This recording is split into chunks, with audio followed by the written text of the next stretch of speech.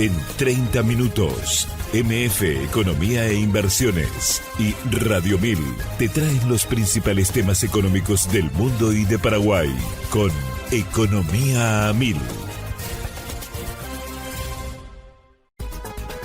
Este podcast es presentado por la Bolsa de Valores de Asunción, promoviendo los valores del mercado.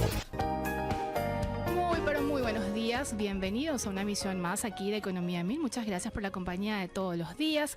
Quien les habla, Prince Boto, y ya estoy también junto con Ada Caballero. ¿Cómo estamos, Ada? ¿Qué tal? Bienvenida. Buen día, Prince. Buen día a la audiencia. ¿Todo bien y vos? Todo en orden, ya listísimo para un nuevo programa con un invitado muy especial, pero creo que vamos a empezar nomás ya de una para no hacerlo esperar y luego nosotros vamos compartiendo en el transcurso del programa justamente lo que hacemos aquí. Compartir información económica, y ya le doy la bienvenida a nuestro invitado de hoy. Él es Carlos Carvalho, presidente del Banco Central del Paraguay. ¿Cómo estamos, presidente? Carlos, ¿qué tal? Bienvenido. Gracias por estar. Muchas gracias, Prince, por la invitación. Como siempre, un gustazo estar acá contigo, ¿eh? Después de mucho tiempo me tenía abandonado. No, tenía otras preferencias, parece. No, en lo absoluto, lo digo públicamente. Y agradecemos tu tiempo. Yo siempre le digo cuando contacto con Karen Bernal la apertura, la predisposición que tiene el Banco Central para justamente acercar conocimiento, información, datos, estadísticas a la ciudadanía, que es finalmente lo que se debería de hacer en la práctica, ya que eso construye mucho, Carlos. No, sin duda, sin duda. Para nosotros comunicar es fundamental, como hablábamos en otras ocasiones también, no solo porque es un deber realmente de servidor público, sí, servidores públicos, digamos, en el Banco Central, pues no solamente yo estoy disponible, digamos, para conversar sobre los temas, sino que también los funcionarios, los especialistas en el tema, así mismo, cada vez que hay algún tema que amerite, digamos, algún tipo de intervención del Banco Central en el sentido de explicar, digamos, o comentar determinadas medidas, acciones o cuestiones que tienen que ver básicamente con el día a día del Banco Central, y que la gente también tiene todo el derecho, digamos, a mantenerse informado. Todo el Banco Central siempre está disponible, digamos, para eso, ¿verdad? Y bueno, pero eso desde el punto de vista de lo que tiene que ser una institución pública en lo que refiere a su transparencia informativa. Pero también nosotros entendemos que la buena comunicación hace las buenas políticas también. Siempre hay algo de pedagógico, digamos, en todo esto que hacemos. Hacer política económica, como digo siempre, no es soplar vidrio y hacer botella, digamos, es una ciencia social. Detrás de eso hay todo un esfuerzo, digamos, de conocimiento, de trabajo muy fuerte por parte de la institución y de sus funcionarios. Entonces, digamos, trasladar o explicar, digamos, la motivación o los determinantes de determinadas medidas también favorece, digamos, que esas medidas tengan el impacto deseado, digamos, en general, ¿no? En la economía, en la población, etcétera, ¿verdad? Comprender las medidas también hace a la credibilidad y también hace, digamos, a que las expectativas se alineen correctamente. Así mismo. Carlos, me gustaría empezar la entrevista, como siempre tenemos un esquema justamente contigo cuando te teníamos tiempo atrás, de ir aterrizando a Paraguay, pero primero necesitamos justamente situarnos en lo que está pasando a nivel internacional, y desde que asumiste justamente la presidencia y ocurrieron varias cosas, y vamos a situarnos puntualmente en Estados Unidos con la política arancelaria del presidente Donald Trump, que hizo una reconfiguración a nivel mundial en el escenario económico y obviamente también con impactos en toda la economía, y Paraguay no escapa de esa situación. ¿Cómo lo están viendo desde el Banco Central, presidente? Bueno, voy a ubicarme primero en un contexto más general para después aterrizar en el Banco Central, porque en realidad, y ahí hacer una referencia básicamente ya como economista, es uno de los tiempos más complejos que nos toca vivir desde el punto de vista de la predicción económica. O sea, porque cuando empezamos a entender una medida viene otra, es cierto, y se deshace la anterior y así sucesivamente. Entonces, yo creo que la señal de estos tiempos, o el signo de estos tiempos, perdón, es básicamente la incertidumbre.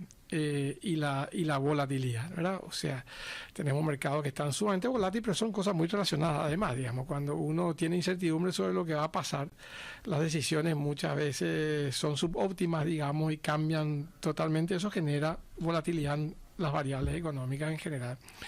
Y hay varios indicadores que te demuestran eso, ¿verdad? Sí. El indicador VIX, que es básicamente el indicador de volatilidad financiera, ese está allá arriba, digamos, ¿verdad? Si comparamos con los últimos 20 años, está disparadamente arriba.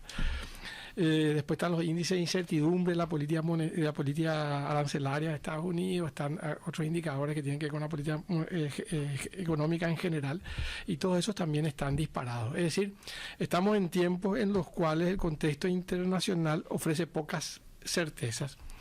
Y esas pocas certezas, digamos, que ofrece el contexto internacional nos tiene que hacer todavía muchísimo más rigurosos en términos de tratar de entender correctamente la naturaleza de las medidas, Sí.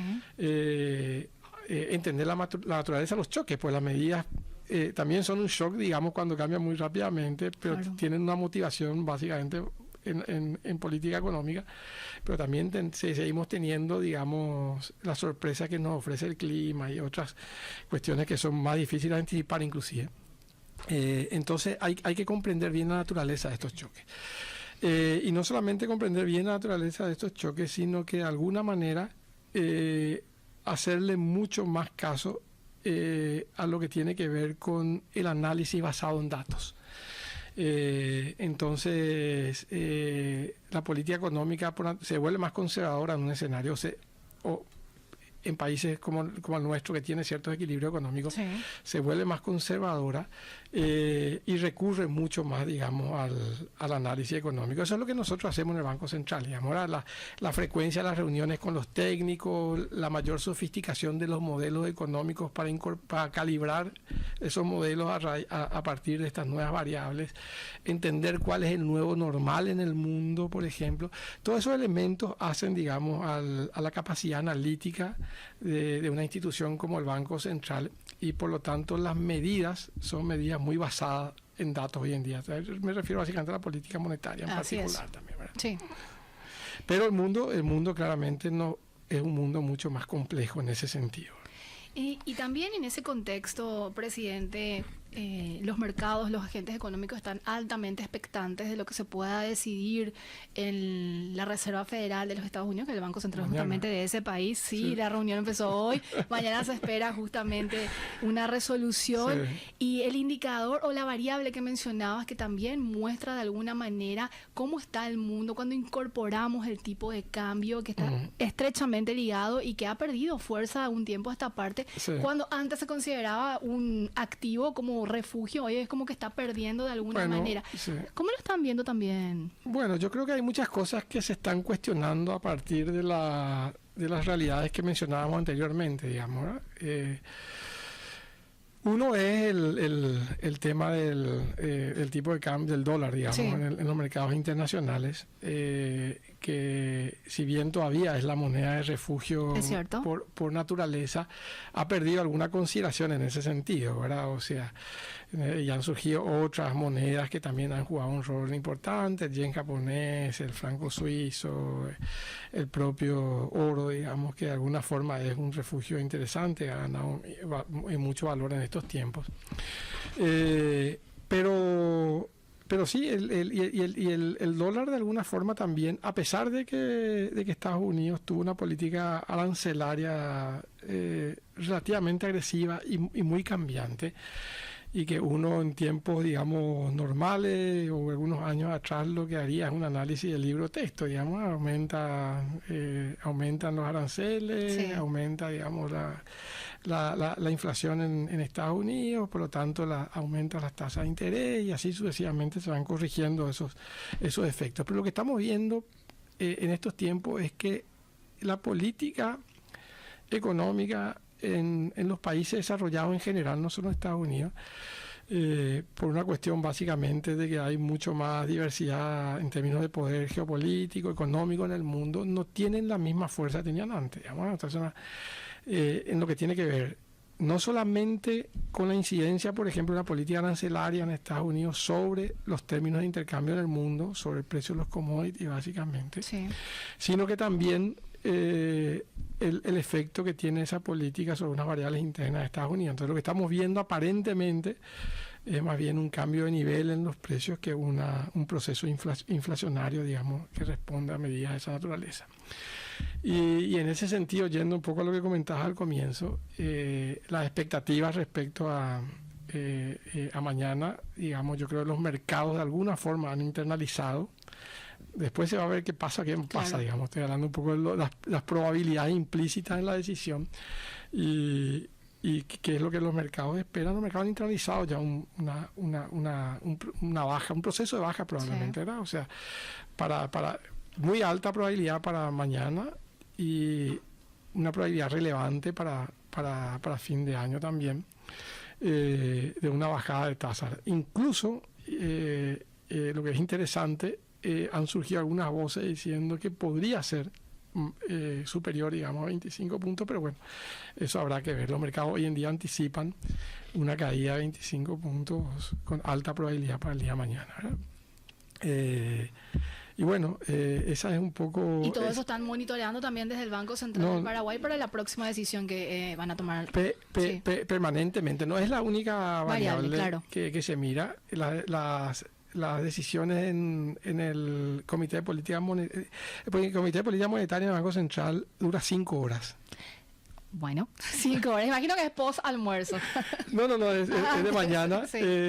Y ya yo creo que sobrepasa ese día el almuerzo, así que varios terminan famélicos después de la reunión del Comité de Política Monetaria, pero dura 5 horas donde se analiza todo, absolutamente todo, donde ya hay un previo análisis, Claro. digamos, el equipo técnico, que hay un pre-SEOMA donde ellos ya se reúnen y de alguna forma tienen ciertos elementos técnicos de consenso y después ya en el comité se discuten temas ya mucho más masticados, digamos, por el equipo técnico. Pero eso es el Comité de Política Monetaria. O sea, te imaginarás que analizamos todo. Sí.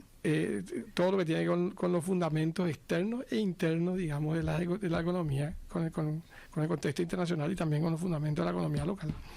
Y a partir de eso, digamos, se fundamentan después las decisiones que se toman allí, digamos. Pero el monitoreo que nosotros tenemos en el Banco Central es permanente. Las reuniones técnicas con el equipo son muy frecuentes allá. Y el monitoreo que se hace a lo que pasa en el mundo también, digamos, ¿verdad? Pero ¿cuál es la ventaja que nosotros tenemos? ¿Cuál, presidente? ¿Cuál es la ventaja? O sea, yo te hago la pregunta y tú acá Sí, cuando nos complementamos.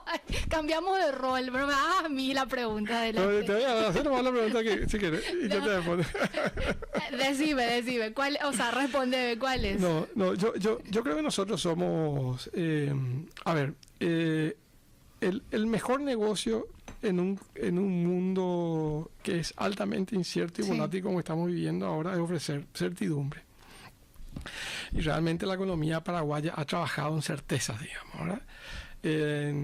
En tratar de mitigar las sorpresas, en ser predecible en sus decisiones. Y eso es un activo muy importante en un mundo donde hoy en día existen países desarrollados que tienen alta volatilidad en términos de sus decisiones de política económica y donde existen países en desarrollo que no han logrado todavía converger efectos, digamos, las políticas contracíclicas de la pandemia y todavía tienen, por ejemplo, niveles de deuda muy alta o algunos incluso tienen problemas de economía política para entender, digamos, si la economía necesita un ajuste o tiene que recalibrar sus políticas macroeconómicas, etcétera. Nuestro país, nosotros tenemos una economía resiliente que salió muy rápidamente de la pandemia, se recuperó muy rápido y todos los shocks también, por ejemplo, el shock climático del 2022.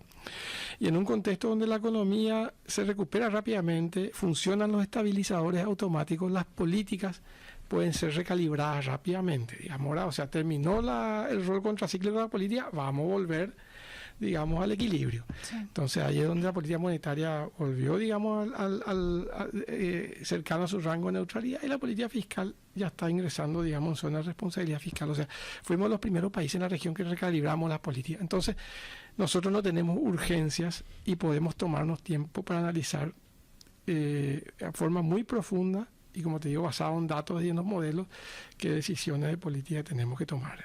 No te voy a preguntar como primicia, justamente porque es parte de una política que tienen con respecto a qué decisión van a tomar. Sin embargo, quiero consultarte esto, presidente.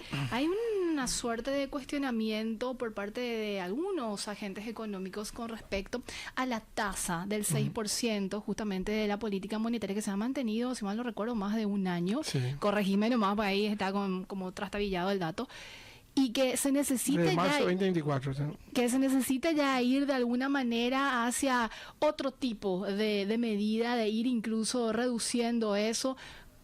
¿Están dentro también de ese escenario considerando, no hace falta que me respondan porque yo sé que hay una medida ahí en ese sentido, pero escuchan también de alguna manera los cuestionamientos, la preocupación de los agentes económicos y sobre todo si eso se ha trasladado de alguna manera en indicadores financieros, presidente? Sí, no. Nosotros escuchamos todo, ¿verdad? Yo en particular... Y el equipo también. Vemos todos los programas especializados de economía como el tuyo, digamos, y escuchamos mucho lo que los colegas analistas dicen, digamos, afuera respecto... cuando ese análisis es riguroso, claro, por supuesto, ¿verdad? Y cuando responde a criterios de carácter económico, conceptual, etcétera. Porque tenemos muy buenos economistas, digamos, fuera del gobierno, y yo creo que es importante también considerar sus inquietudes porque ellos a lo mejor tienen alguna información que nosotros no estamos manejando o están dentro de un sector donde capturan mejor, digamos, ciertos elementos. Entonces siempre estamos mirando, ¿verdad? Pero también miramos mucho lo que nos dicen los datos, lo que nos dicen los números, lo que nos dicen nuestros analistas, que también son excelentes en el Banco Central, ¿verdad? Y los pasos que tomamos son pasos, digamos, sobre certeza, ¿verdad? Bueno, certeza en economía no existe nunca en su dimensión más estricta, pero sí, digamos, con mucha evidencia, tanto empírica como teórica, ¿verdad? Y lo que entendemos es que en este momento, nosotros por lo menos en este momento, eso sí me puedo referir, digamos, al día de hoy, no al día de mañana, que lo que digo el día de hoy puede cambiar. Sí. Pero al día de hoy nosotros estamos cómodos, digamos, con la política monetaria. Vemos que la economía está altamente dinámica. La economía está creciendo. El primer trimestre el PIB creció 5,9, 7, si sacamos la agricultura y las binacionales, que todavía están choqueadas por la cuestión climática, ¿verdad? Y que nos están aportando mucho al crecimiento. Pero el resto de los sectores crecen todos sincronizados. No es que crece básicamente un sector muchísimo, el resto está ahí. Todo está muy sincronizado. Crece en los servicios, crece en la industria, crece la ganadería, crece el comercio, crece la construcción, etcétera. Entonces todos los datos crecen muy bien. Si miramos los datos de alta frecuencia más inmediatos, el último dato que tenemos el IMAE, que tenemos un crecimiento interanual de 4,9 y un crecimiento agregado de 5,2. Y si le sacamos otra vez agricultura y binacional, ese crecimiento está básicamente un poquito por encima de 6 incluso, ¿verdad? El nivel de las ventas también está a 6% acumulado. O sea, no tenemos... Lo que vemos es que tenemos un crecimiento, igual que el año pasado, muy sincronizado y muy dinámico, digamos, muy dinámico. Yo creo que está en torno, digamos, a lo que probablemente sea el nivel potencial de la economía, a lo mejor un poco más por encima, pues todavía a lo mejor estamos haciendo un catch-up ahí, pero tenemos, la economía está muy dinámica, es decir, no hay ningún sacrificio monetario de la política monetaria, no hay un efecto de la política monetaria sectorial.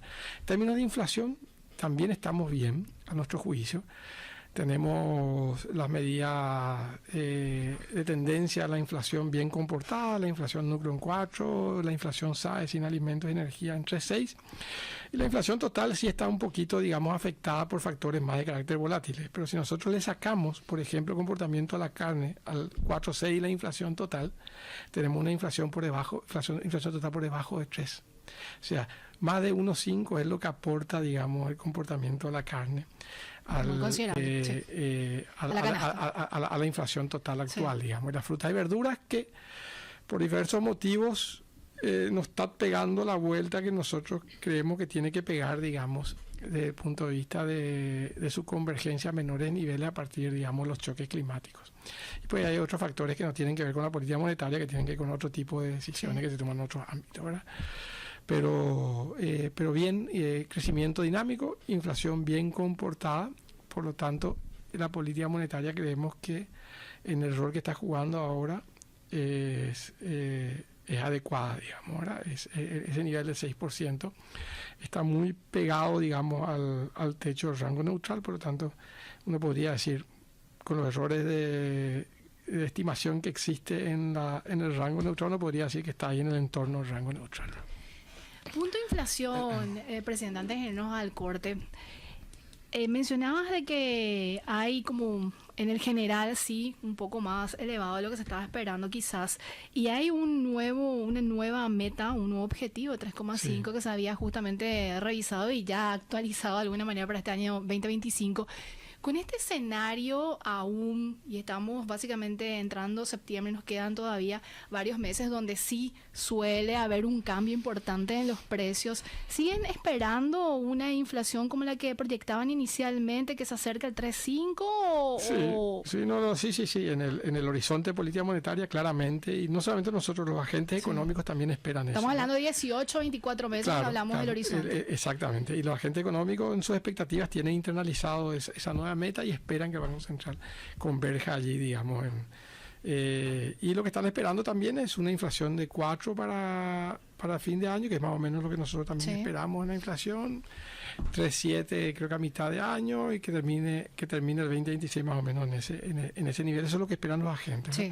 Yo creo que está bastante alineado con lo que nosotros vemos que está sucediendo también con la inflación. Por lo tanto, hoy la inflación no tiene ningún factor, digamos, de mayor preocupación, porque está muy focalizada en estos pocos productos que son muy volátiles. El resto está bien comportado. Y inclusive si uno mira, digamos, el índice de difusión de la inflación, que es básicamente el índice que te muestra cuántos productos de la canasta tienen un comportamiento positivo en su dinámica, eso está por debajo del promedio histórico, ¿verdad? Entonces no hay mayores presiones por ese lado de la inflación. Ahora, sí esperamos, digamos, que estos factores volátiles empiecen, digamos, a converger. Ahí no hay un rol en particular para la política monetaria, pero sí entendemos, digamos, que tendrían que converger en la medida que no operen otras distorsiones, digamos, o en el mercado o en decisiones de política que no tienen que ver con el Banco Central, digamos, ¿verdad? Es decir, por ejemplo, frutas y verduras, que tuvo un impacto muy fuerte, digamos, climático, y afectó fuertemente su oferta. El mecanismo de corrección no está siendo, digamos, tan rápido como el que uno esperaría, digamos, de un choque de esa naturaleza, que es un choque transitorio, digamos, ¿verdad? Derivado del comportamiento del clima, porque ahí hay tal vez decisiones que tienen que ver, por ejemplo, con Senave, que no abre los mercados y pues no deja que la oferta se corrija, entonces hace más lento esa convergencia, digamos, ¿verdad? Pero converger, yo creo que va a converger de todas maneras. Y la carne, bueno, la carne también creemos que lo que está pasando en el tipo de cambio debería básicamente tirar el precio un poco para abajo, en la medida que los mercados no tengan distorsiones que sean demasiado importantes, digamos, ¿verdad? Entonces, pero también por lo que entendemos el comportamiento histórico, esos dos precios van a converger, digamos, y eso va a permitir que la inflación también total vaya un poco más convergiendo cercana, digamos, a lo que son las medidas de tendencia, ¿verdad? Que son las que miramos finalmente para tomar decisiones de política monetaria. Y finalmente algo que es importante, ¿verdad? Porque a veces tal vez eso es un problema de comunicación nuestro, a lo mejor. Nosotros hablamos mucho de la meta, y la gente habla mucho de la meta. Sí. Y en realidad la meta es básicamente una definición, un compromiso del Banco Central con un determinado nivel de inflación en el futuro, en el horizonte de política monetaria. Pero acá lo importante es decir que para la política monetaria la meta del Banco Central en realidad es 3,5 más menos 2. Es cierto. Y lo que nosotros no hemos visto en ningún momento, digamos, de la política monetaria en tiempos de relativa normalidad, como lo que estamos viendo ahora, es que la inflación ninguna de las tendencias de la inflación, ni la total, se hayan ido ni por arriba ni por debajo, digamos, de lo que es el rango meta. Entonces, por eso decimos que la inflación es bien comportada y el Banco Central de alguna manera está logrando que la inflación permanezca controlada dentro del rango meta de inflación, digamos. Clarísimo. ¿Te quedas hasta el final, presidente? Sí, no sé cuándo al final, pero me quedo igual. Dentro de 30 minutos, ahí sí, el compañero Eduardo dice, ok, seguimos avanzando. Debo hacer otra pausa. A la vuelta me gustaría conversar y profundizar un poco sobre el comportamiento del mercado cambiario, que vimos como una suerte de dinámica ambivalente, presidente, considerando el inicio del año, lo que está pasando ahora y eso que mencionabas también, lo que se espera para el resto del año. ¿Te parece? Con muchísimo gusto. Vamos a ir conversando con Carlos Carvalho, presidente del Banco Central del Paraguay. Si los jefes los números y la evidencia. Te voy a dar dos datos para que quede claro con mi posición. Sí. Uno lo que tiene que ver, y te puedo dar mucho más, pero te voy a dar dos nomás por una cuestión de tiempo. Efectividad. Sí. Año 2012, primer trimestre, inflación de 12,1%. Nuestro Banco Central fue el banco que, después de Perú, hay que darle a Perú que no hay un poquito, poquito, pero después de Perú fuimos el banco que menos tuvo su tasa de política monetaria en toda la región para converger rápidamente la inflación a niveles ya cercanos a la meta, ¿verdad? Y eso ocurrió. Subimos solamente a 8,5%, la mayoría de los países subieron a 2 dígitos. Hay algunos que siguen en 2 dígitos, de Brasil están en 2 dígitos todavía. Es cierto. Y la inflación rápidamente convergió, digamos, ¿verdad? O sea, tenemos inflación que tiene buen traspaso, que tiene baja persistencia y que donde el tipo de cambio tiene un pass-through, o sea, le traspasa a la inflación en menor medida que en otros países, ¿verdad? Sí. Todos esos elementos hacen que la política monetaria sea efectiva. Eso es efectividad, ¿verdad? Sí. Y credibilidad durante ese mismo periodo, cuando la inflación llegó a 12,1, las expectativas no se desanclaron más allá del rango meta. O sea, el máximo nivel que alcanzaron las expectativas en ese periodo para el corto plazo fue de 5,2 y para el horizonte de política monetaria 4,8 dentro del rango meta. Nunca se desanclaron las expectativas y rápidamente convergieron, digamos, a la meta de inflación del Banco Central en menos de 5 meses. Comparado con otros países, también récord. Las dos cosas no sucedieron en otros países, sucedieron en el nuestro. Entonces, efectividad y credibilidad. Para que la política monetaria sea efectiva y creíble, Sí. un elemento fundamental, o sea, hay muchos elementos, un fisco responsable, un banco central autónomo, pero desde el punto de vista más operativo, es fundamental un tipo de cambio flexible. ¿Para qué? Para que el tipo de cambio actúe como un estabilizador automático en la economía. Cuando hay un shock externo, para que de alguna forma ese impacto del shock externo, por ejemplo climático, no se traslade al sector real de la economía, es necesario que el tipo de cambio se ajuste, ¿verdad? Si el shock es negativo, se deprecia, así sucesivamente, ¿verdad? Entonces, es fundamental para que la política monetaria sea efectiva y cumpla su rol y se concentre solo en la inflación, tener un tipo de cambio que sea flexible. Entonces, eso es lo conceptual. Sí. Vamos a lo práctico, Sí. ¿verdad? Que el tipo de cambio sea flexible y sea libre no significa que el Banco Central no tenga un rol en precautelar la transparencia, el buen funcionamiento del mercado cambiario.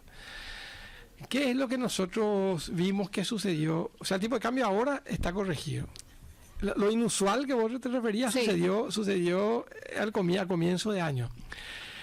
El DXY venía cayendo en forma El relevante. índice del dólar conocido. El índice ¿verdad? del dólar respecto Una cesta de a la canasta de Sí. moneda, digamos, a otras canastas de moneda venía Así es. cayendo Sí. en forma relevante. O sea, el dólar contra el mundo se venía perdiendo valor. En la región, en todas las economías, la moneda o su tipo de cambio se apreciaba respecto al dólar. Es cierto. Menos en Paraguay.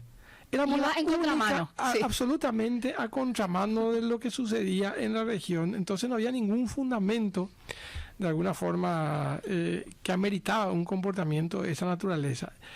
Y no solamente eso, sino que habían agentes económicos que vaticinaban un tipo de cambio de 8.500 para mediados de año. O sea, una cosa que nosotros decíamos, ¿y esto de dónde salió, verdad? O sea, o están tratando de alguna manera de generar expectativas, o hay un contagio que está ocurriendo, digamos, en el mercado, producto de todo este desorden, digamos, analítico, de otros factores que no tienen que ver con los fundamentos de la economía. Entonces, cuando eso ocurre, cuando hay contagio de expectativas, o cuando hay jugadores que juegan un rol estratégico de arbitraje en el mercado cambiario paraguayo, el Banco Central tiene el deber, digamos, de corregir. ¿Qué es lo que hizo en ese momento? Entonces ahí nosotros salimos a intervenir. ¿Para qué? No para alterar la tendencia al tipo de cambio, sino que para cortar eventuales picos depreciatorios, sharp fluctuation, como dicen los americanos, que está fuera de los fundamentos, digamos, de la economía. Entonces, cuando hicimos eso, el tipo de cambio se normalizó, digamos. Después ya el Banco Central se retiró del mercado y el mercado se empezó a corregir solo. Estamos hablando de qué periodo puntualmente, y pregunto esto, presidente, porque la economía paraguaya, y corregime obviamente, porque vos sos el que tenés los datos más acabados, funciona como en dos escenarios. El primer semestre, en el que en teoría ingresa más divisas, y eso evidentemente hace que se reacomode un poco el tipo de cambio. Sin embargo, eso que mencionabas fue totalmente adverso, entonces eso que decías escapaba de los fundamentos. Y en el segundo semestre es totalmente lo adverso. No, claro, sí, eso ocurre. Sí. Y es verdad que había menos ingresos de dólares, digamos, por efecto de términos de intercambio, y también el impacto que tuvo el clima sobre la producción agrícola, sobre las exportaciones, la demanda externa, todo lo demás. Entonces, es verdad que el influjo de dólares era menor de lo predecible, pero ese comportamiento no se condecía tampoco con esa realidad, porque el efecto, digamos, del DXY era muy fuerte. El DXY cayó más de 10%. Recuerdo. En este, perdón. Voy a sacar esta cámara y tirado. Como un déjà vu. Sí. Durante este periodo, ¿verdad? Entonces, y había un posicionamiento también en dólares no tanto el sistema financiero, sino de otros agentes en los mercados, que no era normal y que solamente era explicado, digamos, si alguien predecía o quería de alguna manera impulsar una depreciación mucho más grande del tipo de cambio en el futuro, ¿verdad? Quería incidir en las expectativas de depreciación del tipo de cambio, y eso no era básicamente normal, dadas las condiciones que ya mencionado anteriormente. Hoy el tipo de cambio se está moviendo solo. El Banco Central no estamos jugando ningún rol allí, y se está apreciando igual que se están apreciando las monedas de la región. Es más, no hay ningún efecto, no estamos observando ningún efecto sobre la competitividad de la economía de ese proceso de depreciación. ¿Por qué? Porque uno tiene que mirar no solamente qué pasa el guaraní con el dólar, sino qué pasa con todas las otras monedas que compiten con las exportaciones de Paraguay en otros mercados, digamos, respecto al dólar también. Y vemos, por ejemplo, Brasil, en la región.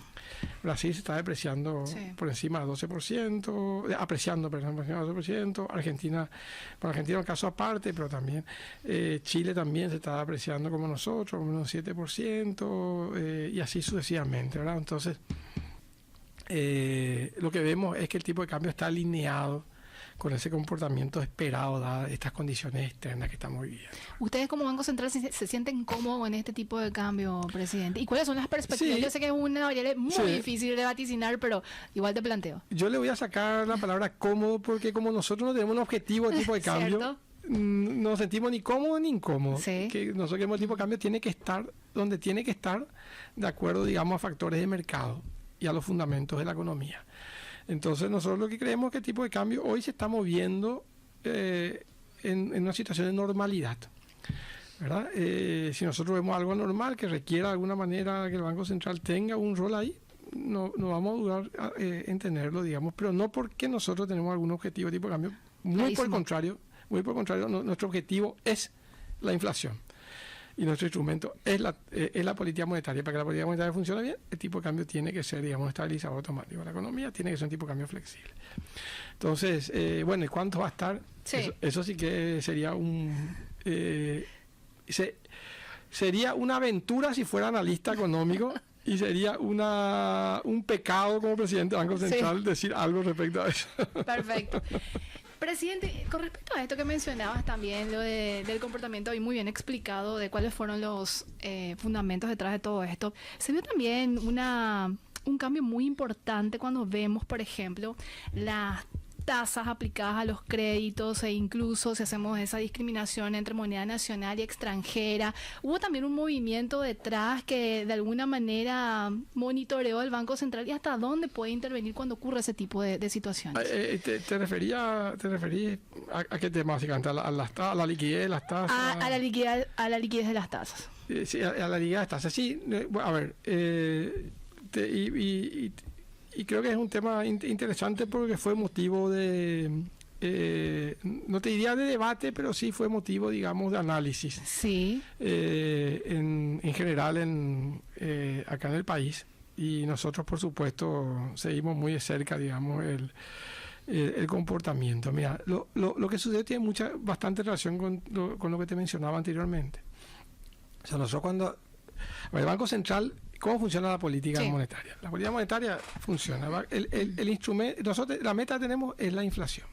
La meta de inflación. Ese es nuestro ancla y requiere que sea creíble y que tenga una política monetaria que sea efectiva. Y otro mandato, la estabilidad del sistema financiero. Y la estabilidad del sistema financiero, ¿verdad? Pero como estamos refiriendo temas básicamente de política de inflación y política monetaria, nuestro instrumento es la TPM y el objetivo, digamos, del buen funcionamiento del instrumento es que la tasa interbancaria esté cercana a la TPM o en el mejor de los casos, digamos, en sintonía fina, esté pegada a la TPM, y eso requiere de alguna forma una liquidez estructural de la economía que en parte es endógena, digamos, a ese objetivo. El Banco Central tiene una estimación, digamos, de cuál es la liquidez estructural que hace que la tasa política monetaria esté cercana o esté pegada a la tasa interbancaria. Sí. Cuando nosotros arrancamos el año, esos niveles de liquidez del mercado eran bastante altos, más allá, digamos, de lo que es inclusive esa estimación que te mencionaba anteriormente. Entonces, la economía no tenía un problema de liquidez.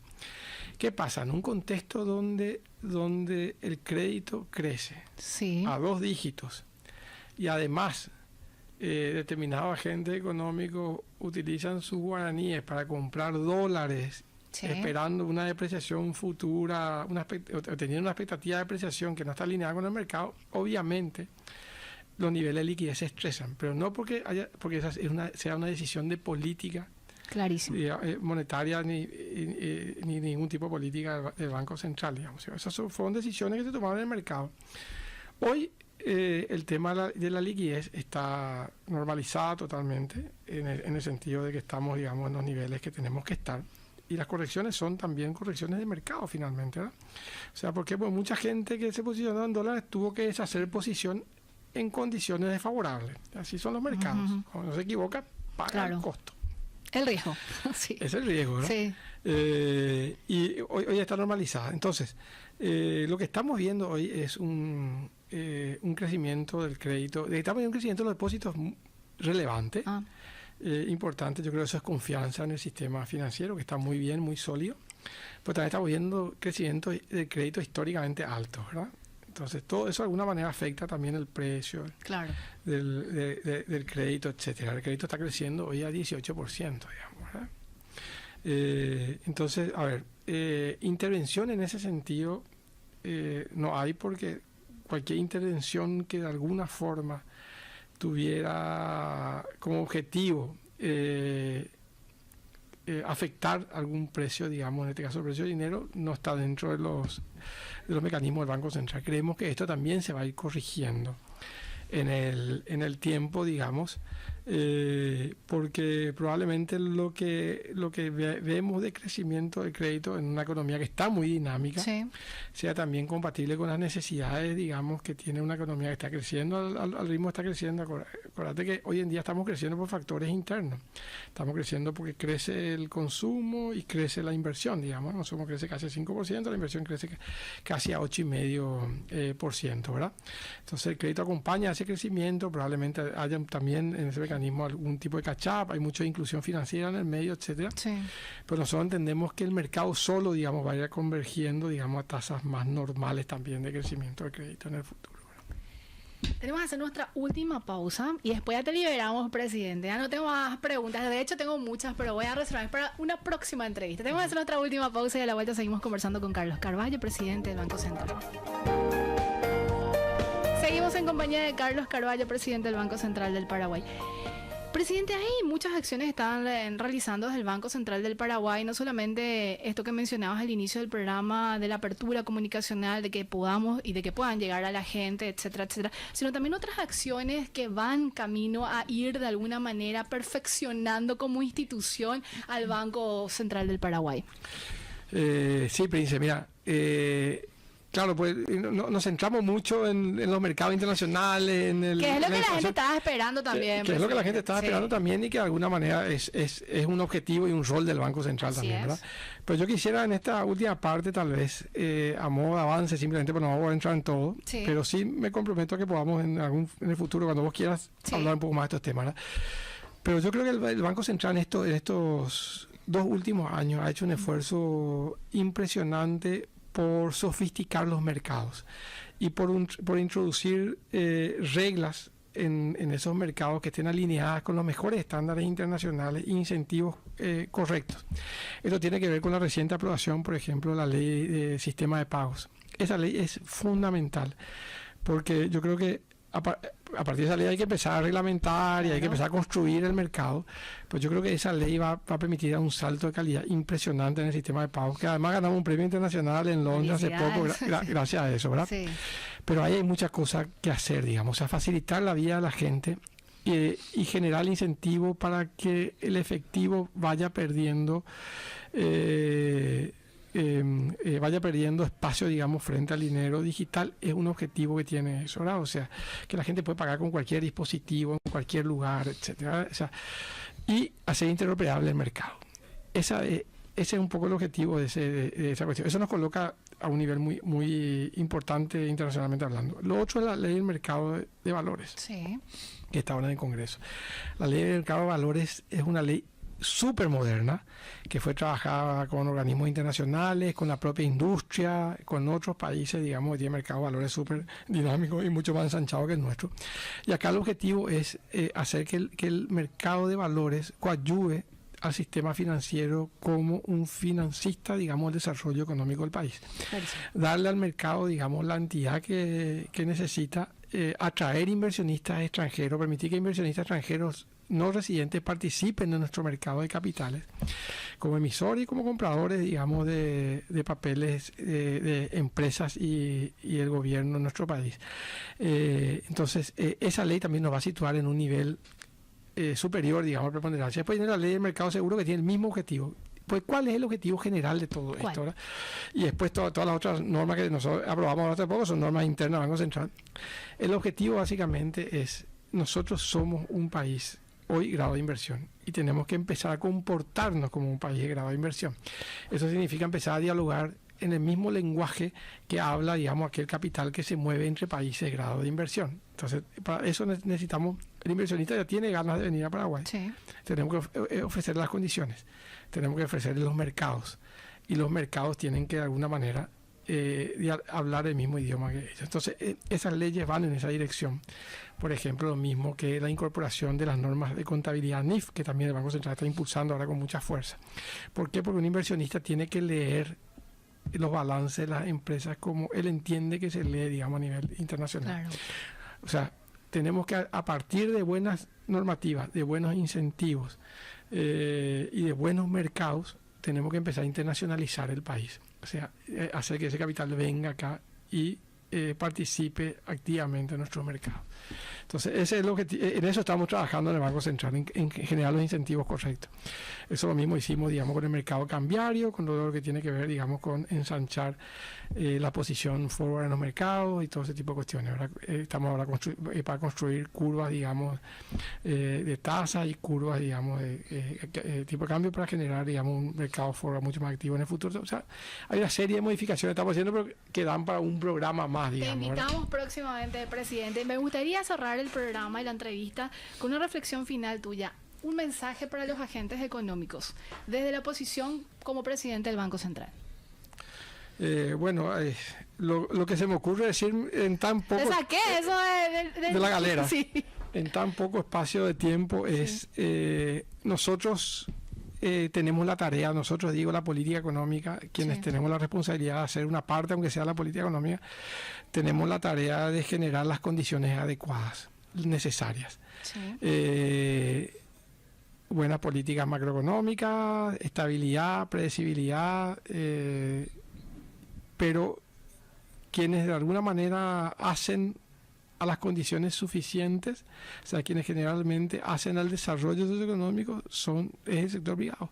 Son las empresas que invierten, son las empresas que generan negocios, son las empresas que innovan, son las empresas que sofistican, y por lo tanto yo creo que si nosotros logramos construir esas condiciones necesarias, todo lo que estaba diciendo, digamos, en términos de regulación de los mercados, etcétera,